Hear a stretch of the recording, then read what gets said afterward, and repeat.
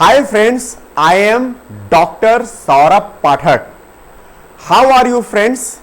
I hope you all will be fine.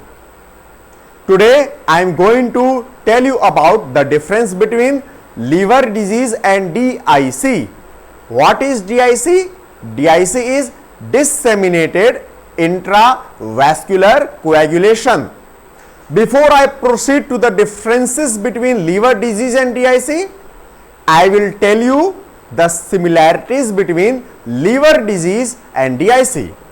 In both liver disease and DIC, PT increases, APTD increases, INR increases.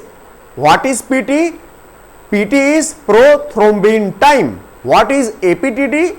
APTD is activated partial thromboplastin time. What is INR? International normalized ratio. So, in both liver disease and DIC, PT, APTD and INR increases. So, what is the difference between liver disease and DIC? First, serum fibrinogen. In case of liver disease, serum fibrinogen remains normal, while in case of DIC, serum fibrinogen becomes low. Second point, serum fibrin degradation products.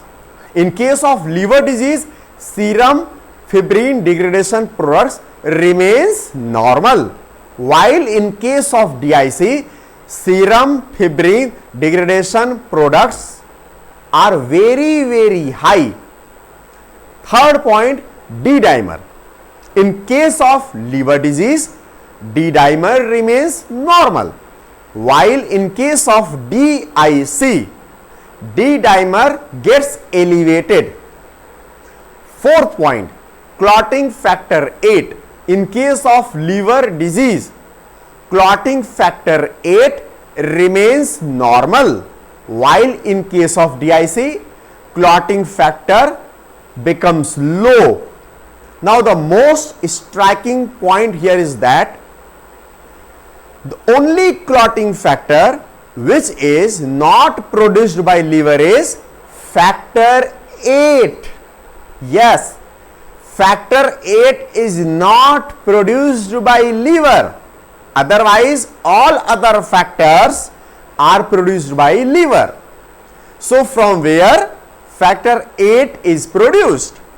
Factor 8 is produced from vascular endothelium. That's why in case of liver disease, factor 8 remains normal. So friends, this was all about the differences between liver disease and DIC. I hope you friends will like this topic, and eventually I request you all to please subscribe my channel Health Series. Thank you.